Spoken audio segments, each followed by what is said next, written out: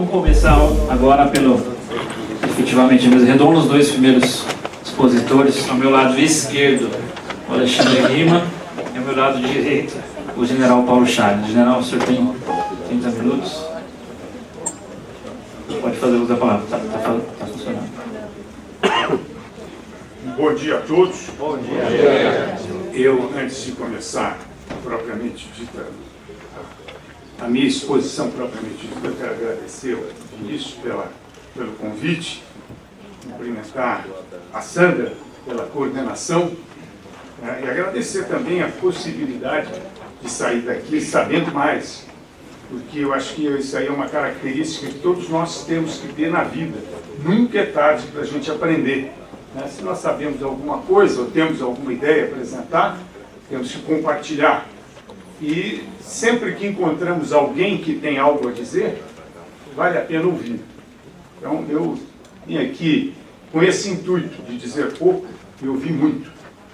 E voltar daqui acrescido de tudo que eu vou aprender hoje aqui. Eu, antes também de entrar no assunto, eu quero dizer que eu vim aqui como presidente do grupo Terrorismo Nunca Mais. O grupo Ternuma. Ternuma foi criado em 98 por oficiais da reserva que combateram na luta armada, que venceram a luta armada e que viam, nessa época, era a época do Tortura Nunca Mais, e que estavam contando a história, um lado apenas da moeda. Coisa que nós vimos agora nessa comissão da verdade, em que nós fizemos a história apresentada através dos efeitos sem causa. Então, fulano foi preso, fulano morreu. Sim, morreu por quê? Onde é que ele estava? O que ele estava fazendo? Por que razão foi preso? Etc. Então, uma história contada através dos seus efeitos e não das suas causas. Em função disso foi criado, então, o grupo Terrorismo Nunca Mais. Não que os integrantes do Ternuma sejam a favor da tortura. Uma coisa não tem nada a ver com a outra. É apenas um nome dado à ideia da contraposição de ideias, a ideia de se colocar os dois lados da moeda à disposição dos brasileiros. Então, eu estou aqui hoje como presidente, com muita honra, como presidente do Ternuma, presidente em exercício que pretendo, se Deus quiser, o ano que vem, dia 31 de março, nós vamos passar o comando do Ternuma para jovens como o doutor Vinícius. Jovens que já conhecem a história e que são capazes, muito mais capazes do que nós, de transmitir essa verdade para os mais jovens, porque eles é que têm que conhecer isso, nós já conhecemos. Impregnados de mentiras, vamos conhecer o outro lado e vamos tirar as nossas próprias conclusões. Esse é o grande objetivo do Ternuma. O Ternuma tem um site, e o site do Ternuma é uma biblioteca, é algo para consulta. Tudo que interessar está lá. E nós estamos aperfeiçoando o site para que as pessoas que têm dúvida perguntem, nós vamos responder. Bom, entrando no nosso assunto, antes de começar a passar esses slides, eu queria dizer o seguinte, que os pontos que eu vou bater aqui, que eu quero que todos entendam perfeitamente, é que emprego da força militar, da força do Exército, das Forças Armadas, Exército, Marinha e Aeronáutica, na segurança pública é histórico. Historicamente, em todas as constituições, esse dado foi contemplado, essa missão foi contemplada. E em todas elas, a decisão, a iniciativa desse emprego é do Executivo, no caso do Império, e do Presidente da República, a partir da República. Sempre dentro dos limites da lei. Sempre dentro dos limites da lei. Sempre, eu enfatizo, a iniciativa nunca foi dada à força de ser empregado. E assim tem que ser. Assim tem que ser. a força armada tem que ser empregada de acordo com a hierarquia, dentro da disciplina e dentro das normas de emprego. O que não significa que o compromisso moral, o compromisso de vida inteira e vida, de essência de vida, que o militar presta, não esteja acima de tudo. Por isso que esse lema, Brasil acima de tudo, é um lema muito caro a nós militares. Então, quando hoje mesmo falando aqui sobre contra-golpe de 64, e as pessoas ficam preocupadas com essa expressão golpe, não tem nenhuma vergonha porque se tratou de um golpe ou de um contra-golpe. Era o que tinha que ser feito, e foi feito fora dos princípios da Constituição, mas perfeitamente dentro dos princípios morais exigidos à autoridade militar naquele momento. E eles não falharam. Aliás, nunca falharam. Muita gente tem ouvido, hoje mesmo, antes de sair de casa, ali um e-mail que me deixou bastante chateado, com pessoas, amigas que acham que sabem, pensam que sabem, e são movidas por esse desespero que nós estamos vivendo, e que não pode nos dominar. Nós temos que confiar. Se eu vou fazer uma cirurgia com o doutor Vinícius, eu vou dizer para ele como é que ele tem que fazer a cirurgia.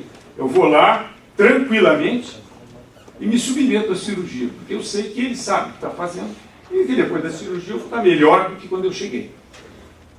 Assim é que a sociedade tem que enxergar nesse momento de preocupação que tem especialistas que estão acompanhando e que sabem muito mais do que nós, muito mais do que eu. Estou sempre com eles, mas que não estou mais no serviço ativo. E eu, tem uma expressão, doutor, que é jogador de polo, sabe? Eu estou virado no back deles.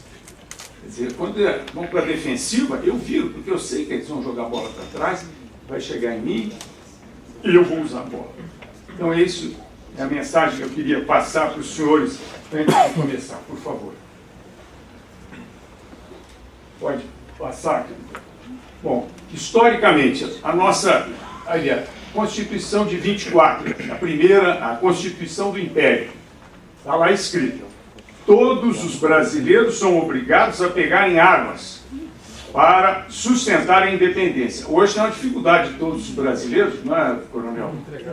Tiveram que entregar as armas, mas isso é uma questão de tempo, porque nós vamos reverter isso, nós brasileiros vamos reverter. Então, pegarem armas para defender o império dos seus inimigos externos e internos, sob o comando do executivo, do poder executivo, do poder moderador. Não, quem comanda é o poder executivo. A Constituição, por favor, pode passar. A Constituição, a primeira Constituição da República, diz a mesma coisa. Defesa da pátria no exterior e a manutenção das leis no interior. A força é obediente aos seus superiores hierárquicos, sempre guardando esse vínculo com a disciplina e a hierarquia. A Constituição de 34, feita em função da revolta dos paulistas, também diz a mesma coisa, que as forças, essencialmente obedientes a seus superiores hierárquicos, destinam-se a defender a pátria, garantir os poderes constitucionais, a ordem e a lei. Se fosse hoje, seria, hoje a gente diz GLO, garantia da lei e da ordem. Se fosse mantido, seria GOL, tudo a ver com o país do futebol, mas que não tem nada a ver com a missão. As constituições de 46, que foi depois do Estado Novo, e a Constituição do período militar, dizem a mesma coisa: defender a pátria e garantir os poderes constitucionais, a lei e a ordem, sob a autoridade suprema do Presidente da República. Repete-se em 67. A nossa Constituição de 88, nós todos já conhecemos, isso é repetido, toda hora se fala nesse artigo 142, ele diz que sob a autoridade suprema do presidente da República, a defesa da pátria, a garantia dos poderes constitucionais e por iniciativa de qualquer dos poderes, sempre sob o comando do presidente, a lei e a ordem. E a nossa Constituição é bem clara, dizendo quem são os encarregados, as instituições, né, os instrumentos da segurança pública. Polícia Federal, a Polícia Rodoviária Federal, Ferroviária Federal, as polícias civis, a Polícia Militar e os corpos de bombeiro. Os militares fazem, quando recebem uma missão, eles fazem um estudo da missão. Pode virar, por favor. O estudo da missão. No estudo da missão, se levanta quais são as ações a realizar em função. Faz um estudo e tira as missões impostas e missões deduzidas. As Forças Armadas têm, através do estudo da missão, chegam a essas conclusões. Os verbos são assegurar, defender, proteger, garantir, atuar e preservar. Assegurar a integridade, defender os interesses e os recursos naturais, industriais, tecnológicos, proteger os cidadãos e os bens do país, garantir a soberania e garantir os poderes constitucionais e atuar na garantia da lei e da ordem, preservar o exercício da soberania do Estado e a indissolubilidade da Federação. Vamos ver o embasamento disso. Esse emprego, nós falamos que tem que ser dentro da lei. Quais são as leis? Primeiro, a Constituição, o artigo 142, o artigo 34, que define a intervenção federal nos estados, ou intervenção federal, seja onde for, o estado de defesa e o estado de sítio, previsto na Constituição. A Estratégia Nacional de Defesa também prevê o emprego. Dentre as hipóteses de emprego, há uma que contempla a participação das Forças Armadas em operações de garantia da lei e da ordem. E esse planejamento, ele parte de um princípio situacional. Existe uma situação, se cria uma situação e, com a Estratégia Nacional de Defesa, chega um momento que tem que ser acionado esse plano. Porque ele se enquadrou, a situação da ordem se enquadrou na necessidade do emprego da força. Então tem um plano. Tem pessoas que me perguntam, não, mas vocês... Tem plano. Tem plano. Plano é guardado. Eu posso dizer que com meus 40 anos de serviço, eu nunca vi o plano. Nunca vi o plano. Né? Mas eu sei que ele existe, eu sei inclusive onde é que ele está. No comando de operações terrestres. Quando a situação chegar no momento de desencadear, ele será desencadeado. E ele será desencadeado de acordo com a lei ou não. Porque se faz parte do papel do comandante de levar o presidente, a situação é essa e a resolução é essa. E existe essa hipótese. Ela está prevista. Cabe a ele fazer ou não, e caberá ao comandante decidir o que fazer. E como eu disse, eu tenho a mesma formação que eles todos e sei que eles não vão faltar. Não faltarão ao Brasil, porque nunca faltaram. Por que nós vamos mudar a história agora? Não vai haver isso. Existe uma lei complementar também que regula isso, essa lei 97, e ela é também modificada por outras duas leis. Na verdade, o emprego das Forças Armadas, na defesa da pátria, garantia dos poderes, da lei e da ordem, sobre a responsabilidade do presidente. Uma decisão, qualquer autoridade que toma uma decisão e uma iniciativa assume uma responsabilidade. E isso é importante que a gente fique sabendo, em função da conclusão que eu vou fazer. Compete, então, ao presidente a decisão do emprego das forças. Cabe ao presidente essa decisão e as responsabilidades. A atuação das forças na garantia da ordem ocorrerá de acordo com as diretrizes baixadas pelo presidente, né, quando se esgotarem os recursos previstos no 144. Normal, planejamento normal. E quando que esses recursos, em que situação esses recursos se esgotam? Quando eles estão indisponíveis numa determinada área, inacessível por qualquer razão, ou falta recurso desses instrumentos, então vai ser empregada a força, outra força, a Força Armada. Quando eles são inexistentes ou insuficientes, no caso, por exemplo, de Operação Capixaba, lá no Espírito Santo, os recursos estavam indisponíveis, estavam aquartelados, não podiam sair, estavam bloqueados. Né? Então, aí cada um de nós faz a sua análise, vê se acha que isso é válido ou não é válido, mas a situação era essa. A polícia estava lá, mas não estava disponível. E isso também é muito importante eu dizer. E essa ação, eu não vou chamar de greve, porque não pode fazer greve, então não existe greve. Essa atitude dos policiais mostraram a importância da Polícia Militar. Porque se a criminalidade já era alta, com a falta deles, ficou exponencial. Então mostra a importância que, às vezes, as pessoas, não, porque essa polícia é isso e aquilo. Não, olha aqui, ó. Na pior das hipóteses, vamos raciocinar com a pior hipótese. A polícia realmente não presta, mas é muito pior sem ela. Muitíssimo pior sem ela. Então nós temos que acreditar também na Polícia Militar, nas polícias, de modo geral. Muito bem. Uma outra coisa que as ações de emprego das Forças Armadas tem que ser sempre, e tem que ser assim, episódica, não é uma coisa permanente, é episódica, é em função da situação, num lugar determinado, por um tempo determinado, não pode ser para sempre. E isso é importante também, porque às vezes não parece que vai ser para sempre, não é para sempre, e nós todos temos que saber disso, as autoridades têm que saber que vai chegar num momento que tem que sair. Então tudo tem que ser feito de tal forma que quando sair, a situação não volte ao que era antes. Nós temos bons exemplos de que isso acontece. Pode passar, por favor, essa... E vamos para as operações para frente. Pode passar, que isso é mais ou menos uma repetição. As operações de garantia da lei e da ordem caracterizam-se como operação de não guerra. Essa é a visão militar. É uma operação de não guerra. Existem operações de guerra e operação de não guerra. Essa é uma operação de não guerra. Ainda mais sabendo que vai ser um emprego dentro do nosso país contra cidadãos brasileiros.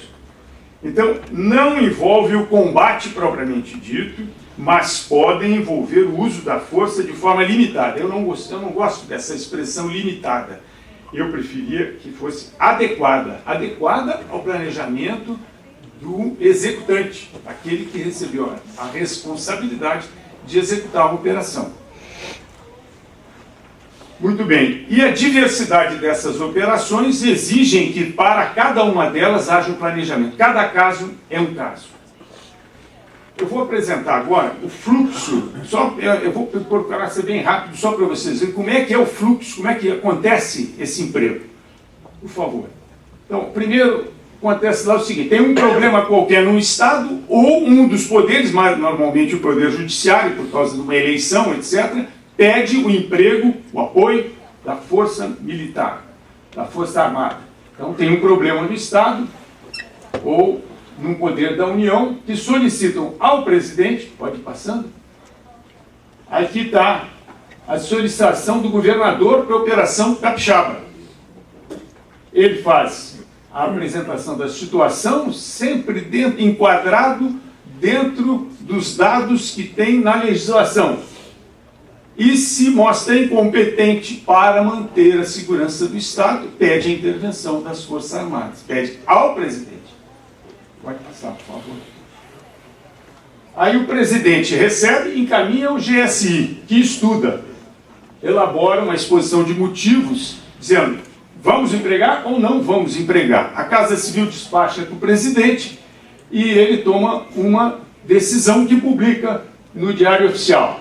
Tudo isso tem que ser muito rapidamente. Se ele disser não, acabou.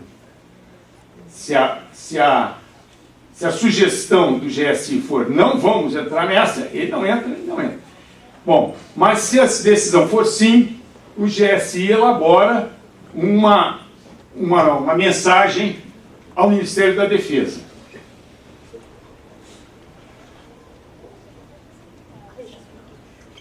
Aí, dizendo que fica autorizado, o presidente autorizou o emprego da força na garantia da lei e da ordem no local tal e no período tal. Definido o que vai fazer, e aonde e por quanto tempo. Na região metropolitana da Grande Vitória.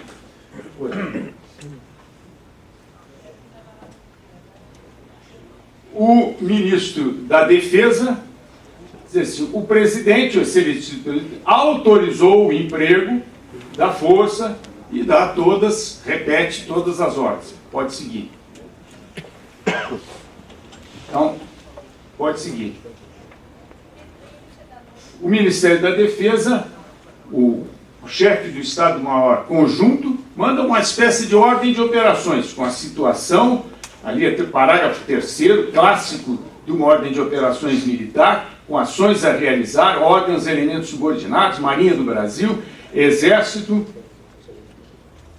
Força Aérea, missão a todos os elementos. Depois fala em comunicações, fala no como que deve ser empregado e, por último, das regras de engajamento. Regra de engajamento é dizer como, até que ponto, como é que pode, dar uma limitação da ação.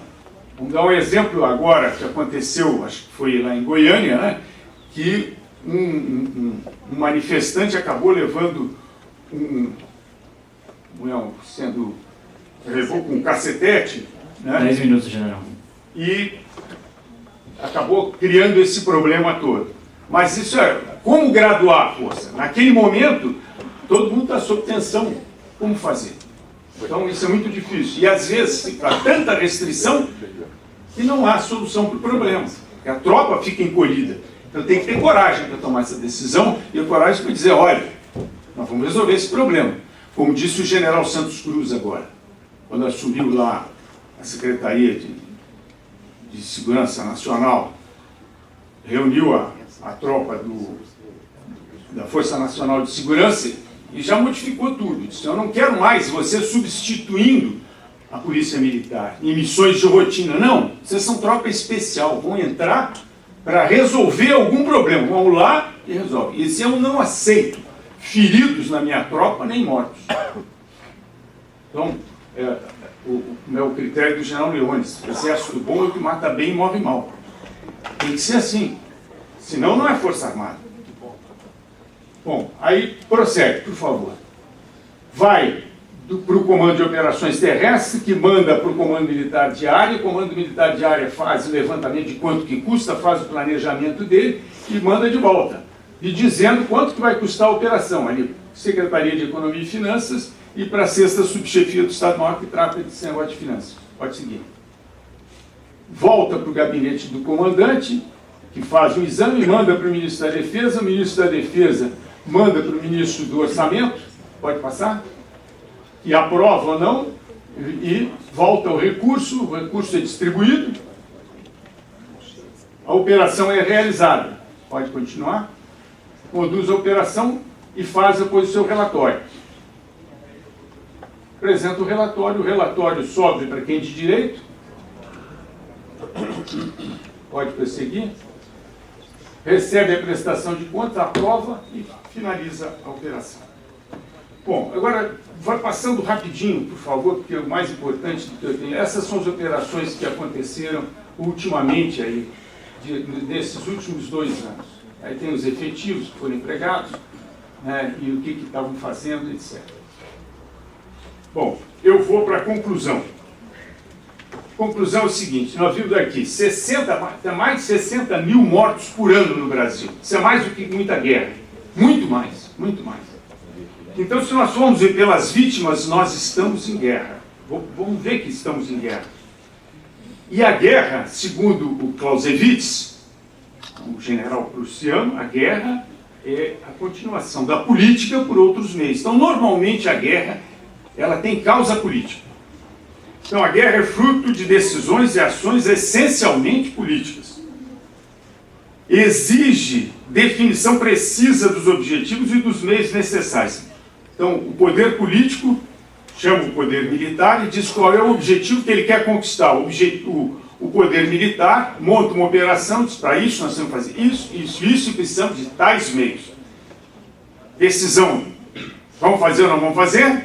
Da autoridade política. Muito bem.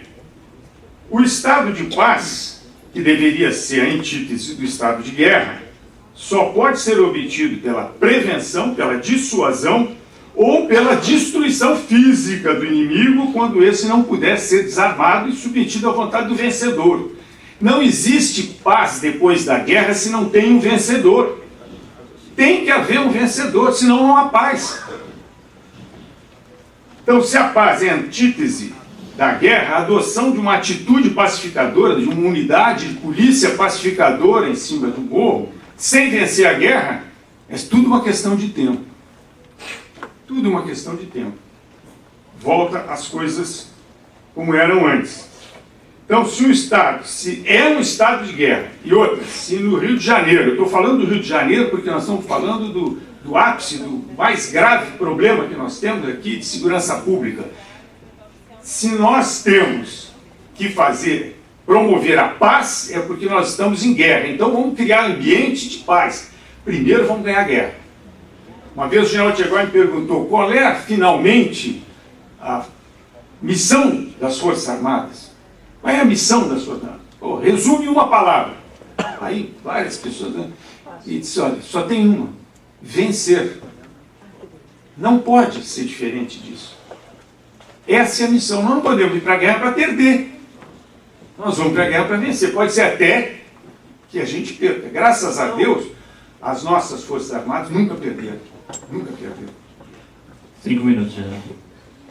Então, aqui, ó, nós temos que estabelecer a paz de acordo com os nossos interesses e não com os interesses, negociando com aquele que seria supostamente o derrotado, mas não é. Então, nas condições estabelecidas pelos derrotados, não é possível. E pior ainda, que foi dito aqui, estabelecida pelos derrotados e por aqueles que os apoiam, que normalmente, isso me autoriza, eu não posso dizer, porque eu vou dizer isso, que existe o poder político por trás, não sei, mas suponho e estou autorizado pela circunstância a dizer que há, a pensar que há. Eu e todos nós aqui estamos autorizados a isso. Então, para negociar a paz ou pacificar em bases sólidas e definitivas, é preciso, antes de mais nada, subjugar, derrotar e, se necessário, destruir o inimigo e destituir de poder todos os seus aliados, sob pena de que mais cedo ou mais tarde sejam criadas condições para desmoralizar ou corromper as forças vitoriosas. Enquanto esta guerra não for tratada como guerra, não haverá a paz que nós queremos. Enquanto imperar o desinteresse ou o medo de assumir a responsabilidade politicamente incorreta pelos efeitos colaterais da guerra, enquanto não houver a rendição incondicional ou a destruição do inimigo, não haverá paz. Qualquer coisa diferente disso é enganação, politicagem, medo e hipocrisia. Não é a solução. É o que eu penso. Muito obrigado.